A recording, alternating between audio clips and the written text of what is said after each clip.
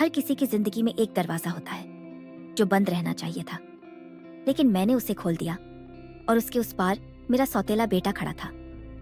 मैं जानती थी ये रिश्ता जो बनता जा रहा था वो वैसा नहीं था जैसा होना चाहिए, मगर कुछ प्यासें ऐसी होती हैं जो नाम नहीं देखती, ना उम्र, ना रिश्ता, ना दुनिया की परवाह। उस घर में मैं एक पत्नी थी, एक माँ थी, लेकिन पहली बार मेरे बेटे की आंखों ने मुझे एक औरत जैसा महसूस कराया और यही नजरें मेरी सबसे बड़ी सच्चाई बन गई। मैंने कभी नहीं सोचा था कि ये रिश्ता जो मैंने एक जिम्मेदारी समझ के कबूल किया था एक दिन मेरी सबसे गहरी कमजोरी बन जाएगा। पता नहीं क्यों उस दिन कुछ अजीब सा था।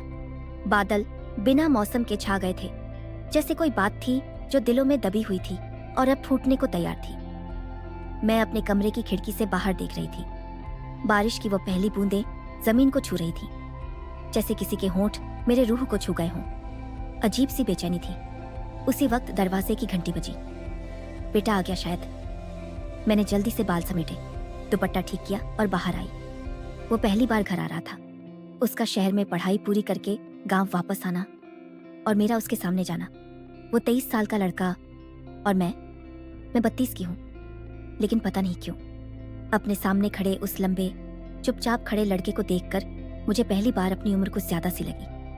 उसने बस एक हल्की सी नजर डाली मुझ पर और बस हाय, वो बस इतना बोला। हेलो, अंदर आ जाओ, बारिश होने वाली है, मैंने कहा। वो मेरे सामने से गुजरा। हल्की सी खुशबू उसके बदन से आई, जैसे कोई पुरानी याद हवा में तैर गई हो। मैंने महसूस किया वो मुझे देख नहीं रहा था, लेकिन वो मुझे न देखने में भी मुझे देख रहा था। मैं किचन में गई, चाय रखी। पीछे से उसकी आवाज आई, आपको अम्मी कहना अजीब लगेगा। मैं मुस्कुराई, लेकिन अंदर कुछ कांपा। तो मत कहो, नाम से बुला लो, मैंने कहा, शायद जरा तेजी से। वो पहली बार मेरी आंखों में देखकर मुस्कुराया। उस रात बारिश तेज हो चुकी थी, बिजली चली गई थी। घर में बस हम दोनों थे। मैंने मोमबत्ती जलाई। उसकी परछाई दीवार पर लंबी सी बन रही थी। वो चुपचाप बैठा था, आंखों में कुछ सोचता हुआ। आपको यहाँ अकेले डर नहीं लगता? उसने अचानक पूछा। अब डर से ज्यादा आदत हो गई है, मैंने जवाब दिया। वो थोड़ी देर मुझे देखता रहा और फिर धीरे से बोला, शादी की जरूरत थी या मजबूरी? ये सवाल जैसे उसने मेरे सीने की वो गिरह खोल दी हो जो मैंने सालों से बांध रखी थी। दोनों, मैंने बस इतना ही कहा। और फिर रात लंबी थी, सन्नाटा गहरा, और उस सन्नाटे में उसके और मेरे बीच कुछ कहे अनकहे लफ्ज बह रहे थे। मैंने महसूस किया उस रात पहली बार मैं औरत के तौर पर जिंदा महसूस कर रही थी। महा, ये लफ्ज कहीं पीछे छूट गया था। जो कह नहीं सकते थे वो अब महसूस होने लगा था। वो कई दिन से घर में था, लेकिन अब भी कम बोलता था। सुबह उठकर देर तक बालकनी में बैठा रहता, कभी मोबाइल देखता, कभी पेड़ों की तरफ। लेकिन मैं जानती थी उसकी नजरें हर सुबह एक बार मुझ पर टिकती थी जब मैं किचन में उसके लिए चाय बनाती थी। मुझे उसकी वो नजरें महसूस होने लगी थी। कभी मेरी कमर के पास से गुजरते हुए उसका हाथ हल्का सा छू जाता, कभी मैं झुककर कुछ उठा रही होती और उसकी सांस मेरी गर्दन के पास महसूस होती। शायद ये सब सिर्फ संयोग था, या शायद कुछ और। एक सुबह मैं हल्की गुलाबी नाइटी में थी, ऊपर एक पतला सा दुपट्टा डाला हुआ। मैंने जैसे ही प्लेट टेबल पर रखी, उसकी नजर मुझ पर ठहर गई। आप बहुत अलग लग रही हैं आज, वो बोला, बहुत धीमी और गहरी आवाज में। मैं थोड़ी चौंकी, थोड़ी संकोच में मुस्कुराई। कपड़े ही तो हैं, मैंने कहा। नहीं, उसने कहा, कपड़े नहीं, शायद आप में कुछ है जो अब तक देखा नहीं था। उसकी ये बात मेरे अंदर कहीं बहुत गहरे तक उतर गई। उस दिन दोपहर मुझे हल्का बुखार था, सिर भारी हो रहा था। उसने कहा, लेट जाइए, मैं कुछ दवा ले आता हूं। मैं बेड पर पड़ी थी, आंखें बंद थीं। फिर उसकी उंगलियों का स्पर्श मेरे माथे पर हुआ, ठंडा, नर्म और बहुत ध्यान से। उसने बिना कुछ कहे मेरी हथेली थामी और उस पर ठंडे पानी की पट्टी रख दी। कितनी अजीब बात थी। ये वही लड़का था जिसे मैं बेटे के नाम पर स्वीकार करने आई थी, और आज उसका छूना मेरे बदन में कांप सी छोड़ रहा था।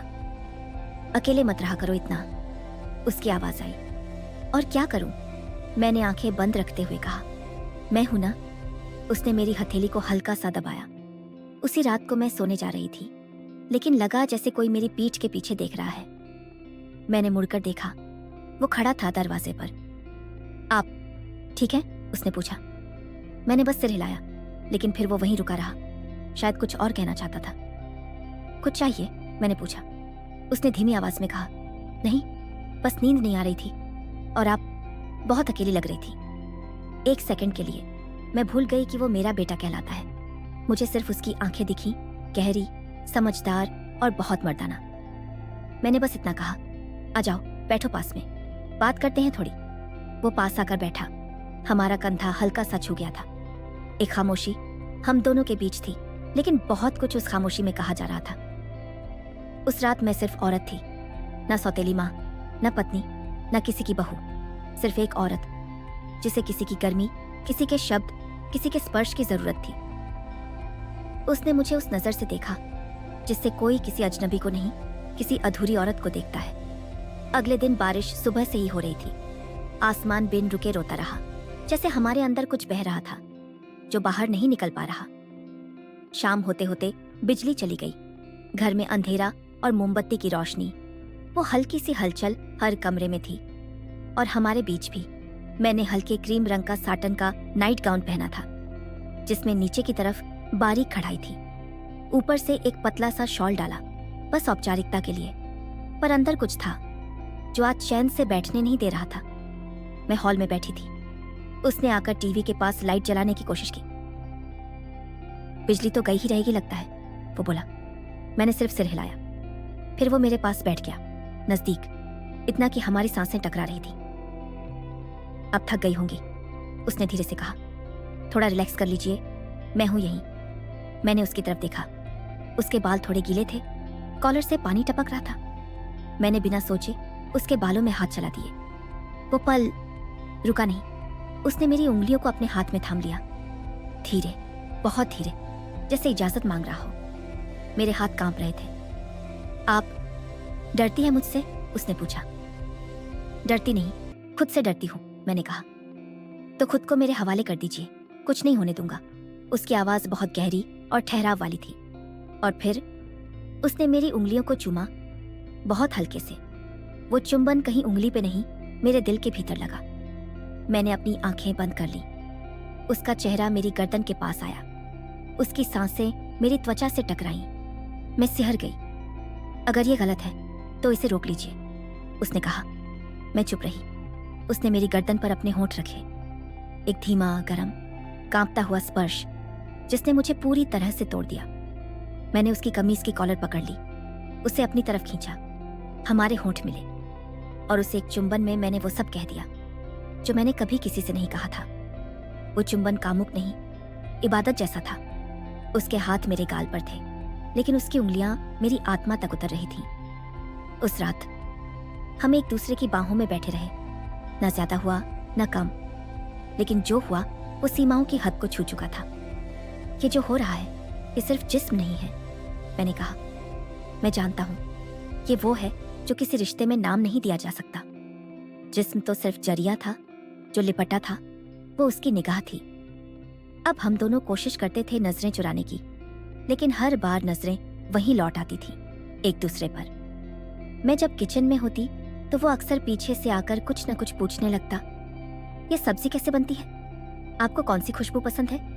कभी किसी ने आपकी आंखों पर शेर कहा है? और मैं उसे देखकर मुस्कुरा देती।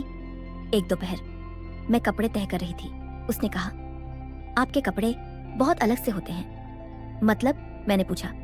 मतलब उनमें आप कहीं ज्यादा औरत लगती है।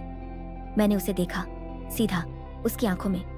उसकी आंखें मुझे मेरी हदें याद दिला रही थीं और फिर खुद ही तोड़ रही थीं। एक शाम मैंने एक पुरानी साड़ी निकाली, हल्की नीली, पतली जॉर्जेट की। उसे पहनकर मैं आई तो वो पास खड़ा था। आपको देखकर लगता है जैसे कोई कविता चल रही हो। उसने धीरे से मेरी पीठ से लटकती साड़ी का पल्लू उठाया। उसके हाथ की उंगलियां मेरी पीठ के बिल्कुल करीब थीं। ये सब ठीक नहीं है, मैंने फुसफुसाते हुए कहा। फिर भी अच्छा लग रहा है ना?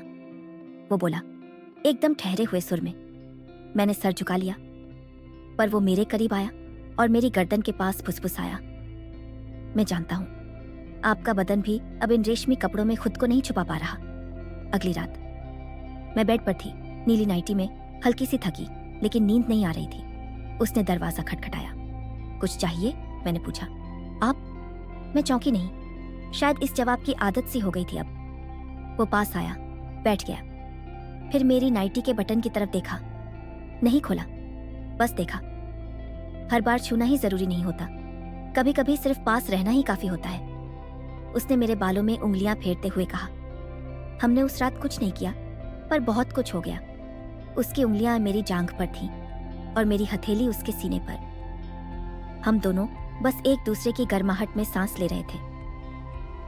आप मुझे मर्द जैसा महसूस करवाते हो, मैंने धीरे से कहा, क्योंकि आप औरत जैसी लगती हैं, पूरी औरत। उसकी आवाज ने मेरी रूह तक सिहरन भेज दी, लेकिन अब डर बढ़ने लगा था। वो जब मुझे अम्मी कहता तो दिल टूटता था। जब मेरे पति यानी उसके पिता फोन करते, मैं घबरा जाती थी। हमारे बीच अब छुपाने की जरूरत भी थी और छुपा ना पाने की बेचैनी भी। तुम्हें क्या लगता है ये कितना दूर जा सकता है? मैंने एक दिन पूछा। जहां तक आप साथ चलो, उसने जवाब दिया बिना पलक झपकाए। जिस दिन उसने मुझे पूरी तरह से छुआ, उस दिन मैंने खुद को आखिरी बार महसूस किया था। उस रात सब कुछ बेहद साधारण था। खामोश, ठंडी हवा, धीमी बारिश और मैं अपने कमरे में अकेली। मेरे पति शहर से बाहर थे, हमेशा की तरह। मैंने सफेद रेशमी नाइटी पहनी थी, वो जो मैंने सिर्फ एक बार किसी खास मौके पर पहनी थी। पर यह रात कोई मौका नहीं थी, ये एक मंजिल थी जिसे हमने बहुत देर से चाहा और बहुत देर तक रोका। दरवाजा खुला, वो बिना कुछ कहे आया। उसकी आंखें एकदम साफ थीं, लेकिन सांसें तेज। मैं पलंग के किनारे बैठी थी, बाल खुले, आंखें नीचे। उसने पास आकर मेरी ठुड्डी उठाई। बस एक बार, अगर मना कर दोगी तो चला जाऊंगा। मैंने उसकी आंखों में देखा और चुप रही। इतना काफी था। वो लम्हा, उसने मेरे होठों को छुआ, लेकिन जैसे बेताबी से नहीं, इज्जत से, इबादत से। उसके हाथ धीरे धीरे मेरी गर्दन से होते हुए कंधे तक पहुंचे। नाइटी की पतली स्ट्रैप उसने बेहद नरमी से सरकाई। मेरे बदन पर सरसराहट फैल गई, जैसे किसी ने रूह पर उंगलियां रखती हो। तुम कांप रही हो, उसने कहा। हर वो औरत कांपती है जब उसे कोई पहली बार दिल से छूता है। उसके हाथ मेरी पीठ पर थे और होंठ मेरे सीने पर। कोई जल्दबाजी नहीं थी, सिर्फ वो सच्चाई थी जिसे हमने बहुत समय से दबा रखा था। मैंने उसकी शर्ट खोली, उसकी धड़कनों को सुना। हर धड़कन में मेरा नाम था, मेरा बदन था, मेरी भूख थी। हम अब एक दूसरे में ढलते जा रहे थे। जब वो हुआ, हमने एक दूसरे को थामा, ना किसी रोक, ना किसी शर्म के साथ। मेरे पैर उसकी पीठ के चारों ओर लिपटे हुए थे। उसकी उंगलियां मेरी जांघों पर तेजी से चल रही थीं। मेरे होंठ उसके कंधे पर दबी चीख में भीग चुके थे। मैं अब अधूरी नहीं रही, मैंने उसकी बाहों में ही कहा। और मैं अब कभी तुम्हें अकेला नहीं छोड़ूंगा, उसने पसीने और आंसू के बीच जवाब दिया। लेकिन फिर सवेरा हुआ और साथ में गिल्ट भी। मेरी चादर पर उसका पसीना और मेरा खून एक लकीर की तरह पड़ा था, जो शायद कभी ना मिटे। हमने वो कर दिया जो नहीं करना चाहिए था, मैंने कहा। आंखें फटी हुई थीं, लेकिन जो किया उसमें झूठ कुछ भी नहीं था। उसका जवाब मेरी आत्मा को अंदर तक चीर गया। अब हम बिल्कुल अलग देखने लगे थे एक दूसरे को। कभी नजरें मिलती तो एक नशा सा चढ़ता, कभी आवाजें कांपती, कभी वो पास से निकलता तो मेरी रूह उसकी छुअन महसूस करती। पर अब डर और तेज हो गया था। कहीं किसी को पता चल गया तो? क्या ये प्यार था या सिर्फ प्यास? क्या अब हम पीछे लौट सकते हैं? हमने कुछ कहा नहीं, लेकिन हर चीज खत्म भी नहीं हुई थी। उस रात के बाद सब कुछ बदल गया। घर के दरो दीवार, हमारे कपड़े, हमारी आवाजें और हमारी चुप्पियां भी।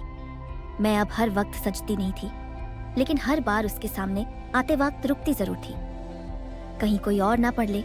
मेरी आंखों में वो लम्हा, वो आग जो अब भी धीमे धीमे जल रही थी। एक सुबह मैं किचन में चाय बना रही थी। वो पीछे आया और मेरे कान के पास धीरे से कहा, आज भी तुम्हारे बालों से वैसी ही खुशबू आ रही है जैसी उस रात थी। मेरे हाथ कांप गए। ये मत दोहराओ, मैंने कहा। तो क्या भूल जाऊं? उसका स्वर इतना शांत था कि मेरी आंखें भर आईं। फिर एक शाम उसके पिता लौट आए। सब कुछ पहले जैसा होने लगा, पर कुछ भी वैसा नहीं था। मैंने उससे दूरी बनाने की कोशिश की, कम बोलना, आंखें चुराना, दरवाजा बंद रखना। वो समझ गया। उस रात जब सब सो रहे थे, उसने दरवाजे के बाहर से बस एक बात कही, बहुत धीरे से, लेकिन इतना साफ कि मेरे दिल में चुभ गई। आपको पा तो लिया, लेकिन खोकर ही। मैं अब जा रहा हूं। मैंने दरवाजा नहीं खोला, ना रोका, बस उसी जगह खड़ी रही बहुत देर तक। फिर वक्त बीत गया, कई महीने बीत गए। वो शहर चला गया, फोन नहीं किया, मैंने भी नहीं। मैं अब भी वही हूं, एक सौतेली माँ, एक अधूरी पत्नी और एक औरत जो एक बार पूरी हुई थी, लेकिन एक रिश्ते की कीमत पर। अब जब लिख रही हूं तो सोचती हूं, क्या वो पाप था या इकलौता सच जो मेरे जीवन में कभी हुआ। उसने मुझे छुआ था जैसे कोई दिल छूता है, उसने मुझे चाहा था जैसे कोई रूह चाहती है। आज भी जब बारिश होती है और मोमबत्ती की लौ हिलती है तो लगता है वो यही है। नजर नहीं आता, पर उसकी सांसें अब भी मेरी खाल में बंद है। हमारा रिश्ता कभी जुबान पर नहीं आया, लेकिन खामोशी ने उसे हमेशा के लिए जिंदा रख लिया। अगर इस कहानी ने आपके दिल को छुआ तो इसे एक लाइक जरूर दीजिए और कमेंट करके बताइए, क्या आपने भी कभी किसी रिश्ते को सिर्फ एहसास में जिया है, बिना नाम के। ऐसी और कहानियों के लिए YouTube पे सब्सक्राइब कीजिए, Facebook पे फॉलो कीजिए और इस कहानी को किसी ऐसे तक जरूर पहुंचाइए जो खामोशियों को समझता हो। धन्यवाद।